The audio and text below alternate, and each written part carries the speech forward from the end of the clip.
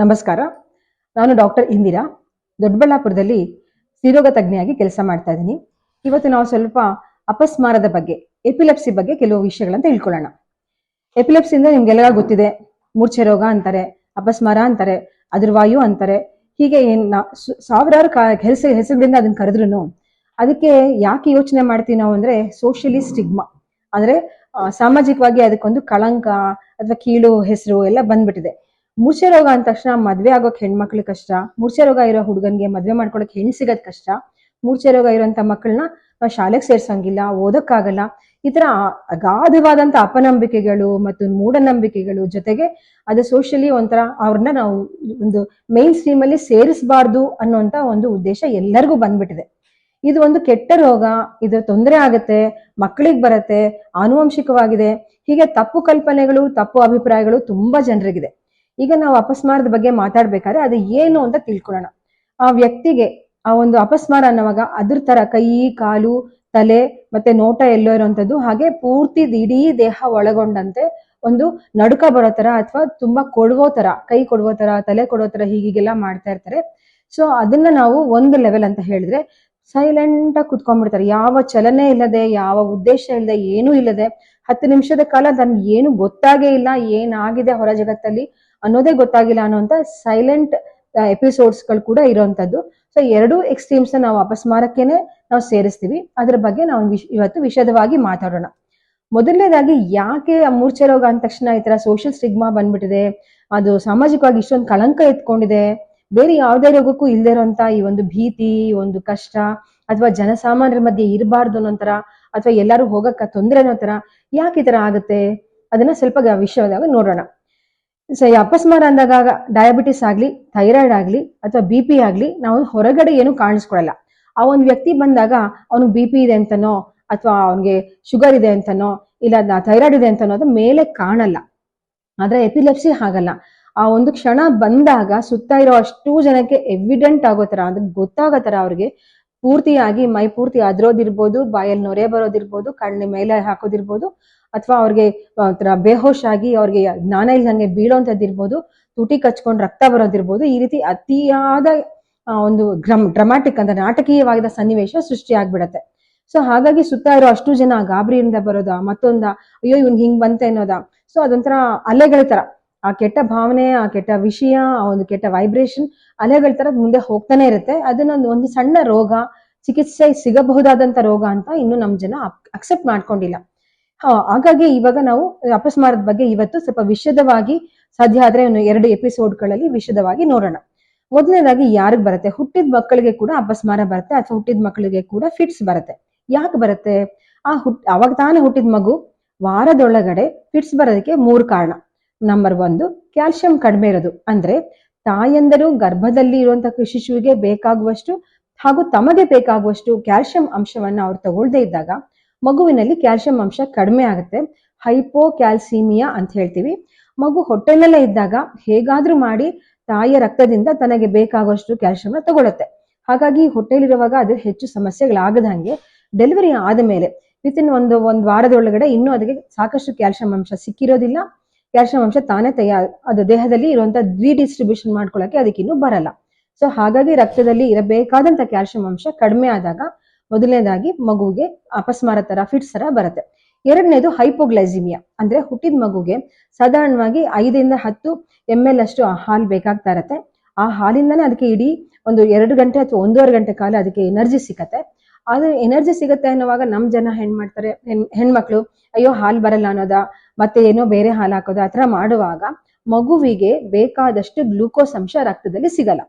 So ಅದಾಗ ಏನಾಗುತ್ತೆ? Hypoglycaemia ಅಂದ್ರೆ ಮಗುವಿನ ರಕ್ತದಲ್ಲಿ ಸಕ್ಕರೆ ಅಂಶ ತುಂಬಾ ಕಡಿಮೆ ಆದಾಗ ಆಗ ಕೂಡ ಮಗುಗೆ ಫಿಟ್ಸ್ ಬರುತ್ತೆ. ಇನ್ನೊಂದು ತುಂಬಾ ದಾರುಣವಾದ ಅಂಶ ಅಂತಂದ್ರೆ ಪರ್ಮನೆಂಟ್ ಆಗಿ ದೇಹದ ನರದಲ್ಲಿರುವಂತ ಕೆಲವು ರೋಗಗಳು ಮಗುವಿಗೆ, ಅಂದ್ರೆ ಹುಟ್ಟುವಾಗ ಆ ಒಂದು ಕ್ಯಾನಲ್ ಅಲ್ಲಿ ಏನ್ ಬರುತ್ತೆ, ಬರ್ತ್ ಕೆನಾಲ್ ಅಲ್ಲಿ ಬರುವಾಗ ಮಗುವಿಗೆ ಘಾಸಿ ಆಗಿರುತ್ತೆ, ಮೆದುಳಿಗೆ ಘಾಸಿ ಆಗಿರುತ್ತೆ. ಯಾವಾಗ ಆಗಿರುತ್ತೆ? ತುಂಬಾ ದೀರ್ಘವಾಗಿ ನರಳಾಡ್ತಾ ಇರುವಾಗ, ಜಾಸ್ತಿ ಹೊತ್ತು ತಗೊಂಡಾಗ, ಮಗು ಕೆಳಗಡೆ ಬರಕ್ ಆಗದೇನೆ ಇರುವಾಗ, ಕೆಲವು ಸಲ ಫೋರ್ಸೆಪ್ಸ್ ಡೆಲಿವರಿ ಮಾಡಿದಾಗ, ಅಥವಾ ಮಗುನ ಫೋರ್ಸ್ಫುಲ್ ಆಗಿ ಕೆಲವೊಂದು ಅಂಶ ಅದನ್ನ ಇನ್ಸ್ಟ್ರೂಮೆಂಟ್ ಹಾಕಿ ತೆಗೆಯುವಾಗ. ಸೊ ಇದು ಡಿಲೇ ಇನ್ ಡೆಲಿವರಿ. ಈ ಡೆಲಿವರಿ ಅಂಶದಿಂದಾಗಿ ಮಗುವಿನ ಮೆದುಳಿಗೆ ಆಗಿರುವಂತ ಘಾಸಿಯಿಂದ ಅದಕ್ಕೆ ಮಗುವಿಗೆ ಫಿಟ್ಸ್ ಬರುತ್ತೆ. ಇದನ್ನ ಬರ್ತ್ ಆಸ್ಫಿಕ್ಸಿಯಾ ರಿಲೇಟೆಡ್ ಫಿಟ್ಸ್ ಅಂತ ಹೇಳ್ತೀವಿ. ಕೆಲವು ಸಲ ಮಗುವಿಗೆ ಹುಟ್ಟಿದ ಮಗುವಿಗೆ ಯಾರು ಇನ್ಫೆಕ್ಷನ್ ಆಗಿದ್ದಾಗ, ಕೀವು ಆಗಿದ್ದಾಗ, ರಕ್ತದಲ್ಲಿ ಇರೋ ಕೀವು ಬಹಳ ಬೇಗ ಮೆದುಳು ತನಕ ತಲುಪಿಬಿಡುತ್ತೆ, ಮೆನಿಂಜೈಟಿಸ್ ಆಗುತ್ತೆ. ಸೊ ಈ ಎಲ್ಲ ಕಾರಣವು ಚಿಕ್ಕ ಮಕ್ಕಳಿಗೆ, ಹುಟ್ಟಿದ ಮಕ್ಕಳಿಗೆ, ವರ್ಷದ ಮಕ್ಕಳಿಗೆ ಫಿಟ್ಸ್ ಬರೋದಕ್ಕೆ ಸಾಧ್ಯತೆಯನ್ನ ಇರುವಂತದ್ದು. ಅದಕ್ಕೆ ನಾವು ತಕ್ಕ ಚಿಕಿತ್ಸೆ ಎಲ್ಲದರಲ್ಲೂ ಆಗತ್ತೆ.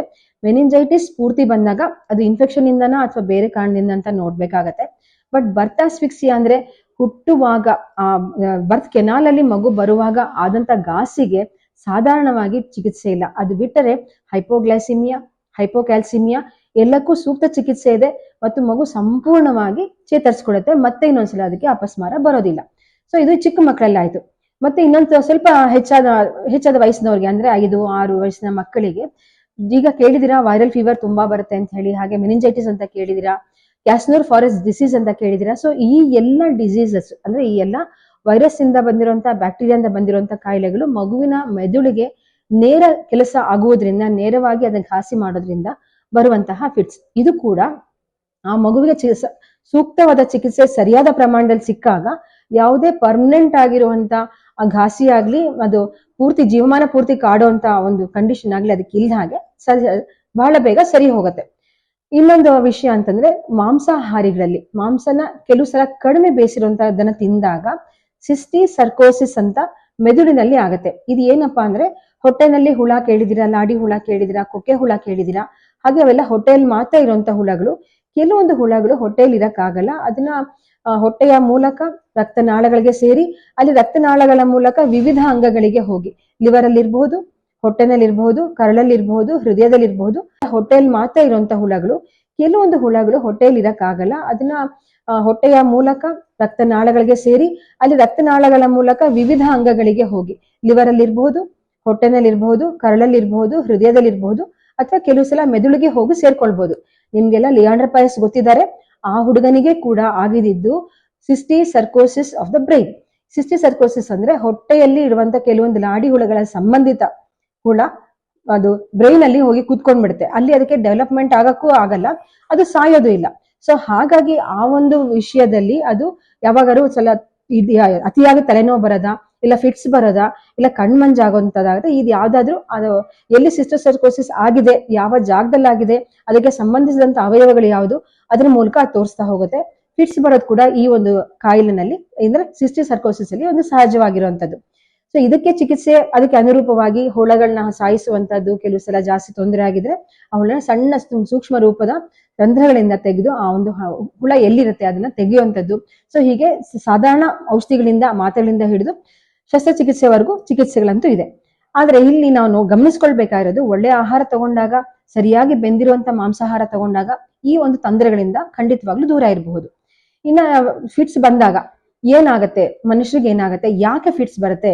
ನಿಮ್ಗೆಲ್ಲ ಮೆದುಳು ಅಂತ ಹೇಳಿದ್ರೆ ಗೊತ್ತಿದೆ. ಮೆದುಳಿನಲ್ಲಿ ಪೂರ್ತಿಯಾಗಿ ನರಕೋಶಗಳು ಮತ್ತೆ ಅದಕ್ಕೆ ಹೊಂದಿಕೆ ಆಗುವಂತಹ ರಕ್ತನಾಳಗಳು, ರಕ್ತವನ್ನು ಸಪ್ಲೈ ಮಾಡುವಂಥದ್ದು, ಮತ್ತೆ ಅದಕ್ಕೆ ತುಂಬಾ ಸೂಕ್ಷ್ಮವಾಗಿರೋದ್ರಿಂದ ಮೆದುಳು ಅದಕ್ಕೆ ಶಾಕ್ ಅಬ್ಸಾರ್ಬರ್ ತರ ಅದಕ್ಕೆ CSF ಅಂತ ಒಂದು ಫ್ಲೂಯಿಡ್ ಇರುತ್ತೆ. ಅಂದ್ರೆ ನೀರಿನ ಅಂಶ ಮೆದುಳನ್ನ ಕಾಪಾಡೋದಕ್ಕೋಸ್ಕರ ಇರುವಂತದ್ದು ಒಂದು ನೀರು. ಸೊ ಈ ನೀರಿನಲ್ಲಿ ಏನೋ ತೊಂದರೆ ಆದ್ರೆ ಅಂದ್ರೆ ಮೆನಿಂಜೈಟಿಸ್ ಆಯ್ತು ಅಂತಂದ್ರೂ ತೊಂದರೆ. ಮತ್ತೆ ಒಳಗಡೆ ಇರುವ ರಕ್ತನಾಳಗಳಲ್ಲಿ ಏರುಪೇರು ಆದಾಗ, ಪ್ರೆಷರ್ ಹೆಚ್ಚಾದಾಗ, ಅದು ಒಡ್ಕೊಂಡಾಗ, ಸಣ್ಣದಾಗಿ ಒಡ್ಕೊಂಡಾಗ, ದೊಡ್ಡದಾಗಿ ಒಡ್ಕೊಂಡಾಗ, ಅಥವಾ ಈ ರೀತಿ ವಿಧವಾದ ಒಂದು ಲೆವೆಲ್ಗಳಿದಾವೆ. ಅದಕ್ಕೆ ಹೊಂದ್ಕೊಂಡಂತ ನಮ್ಗೆ ಕ್ಲಿನಿಕಲಿ ನಮ್ಗೆ ರಿಫಾರ್ಮ್ಸ್ ಕಾಣ್ತಾ ಹೋಗುತ್ತೆ. ಸೊ ಇಲ್ಲಿ ನಾವು ಏನಪ್ಪಾ ಹೇಳ್ಬೇಕಾಗಿರೋದು ಅಂದ್ರೆ, ಫಿಟ್ಸ್ ಅನ್ನೋದು ಯಾರಿಗಾದ್ರೂ ಯಾವಾಗಾದ್ರೂ ಬರಬಹುದು. ಆನುವಂಶಿಕವಾ ಫಿಟ್ಸ್ ಅನ್ನೋದು? ತಂದೆ ತಾಯಿಗಿತ್ತು ಮಗುಗ್ ಬರುತ್ತೆ ಅಂತ ಆನುವಂಶಿಕವಾಗಿದ್ದ? ಖಂಡಿತವಾಗ್ಲೂ ಆನುವಂಶಿಕವಾಗಿ ಇದು ಬರೋದಿಲ್ಲ.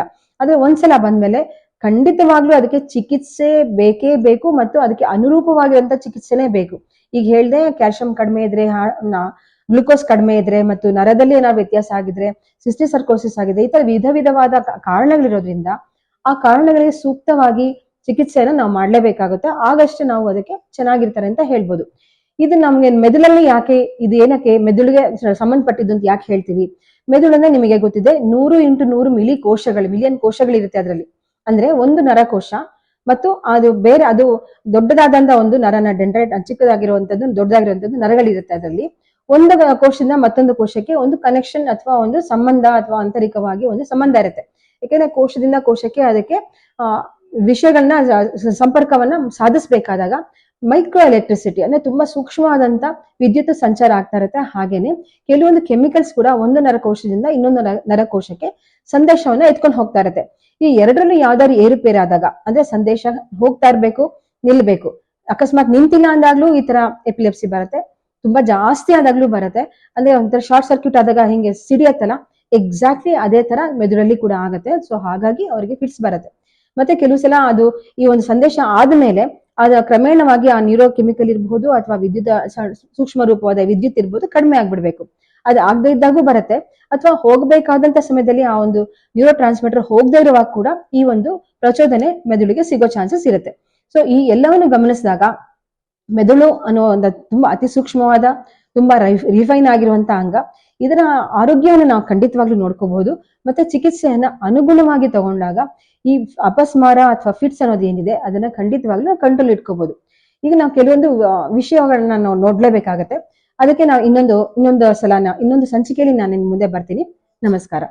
ಆತ್ಮೀಯರೇ, ನಿಮ್ಮ ಸುತ್ತಮುತ್ತ ವಾಮಾಚಾರ, ಮಾಟ ಮಂತ್ರ, ದೆವ್ವಾಭೂತಗಳ ಹೆದರಿಕೆಯಿಂದ ಮಾನಸಿಕ ಸಮಸ್ಯೆಗಳಿಂದ ಬಳಲುತ್ತಿರುವವರಿದ್ದರೆ ಕರ್ನಾಟಕ ರಾಜ್ಯ ವೈಜ್ಞಾನಿಕ ಸಂಶೋಧನಾ ಪರಿಷತ್ ಈ ನೋಂದಾಯಿತ ಸಂಸ್ಥೆಗೆ ಸಂಪರ್ಕಿಸುವ ಮೂಲಕ ಸಮಸ್ಯೆ ಮನಸ್ಸನ್ನು ಮನುಷ್ಯನನ್ನು ಸುಡುವ ಮುನ್ನ ಸರಿಪಡಿಸಿಕೊಳ್ಳಿ. ನಿಮ್ಮ ಸ್ನೇಹಿತರು, ಹಿತೈಷಿಗಳು, ಸಂಬಂಧಿಕರು ಕಾಣದ ಕೈಗಳಿಗೆ ಬಲಿಯಾಗುವ ಮುನ್ನ ನಮ್ಮನ್ನು ಸಂಪರ್ಕಿಸಿ.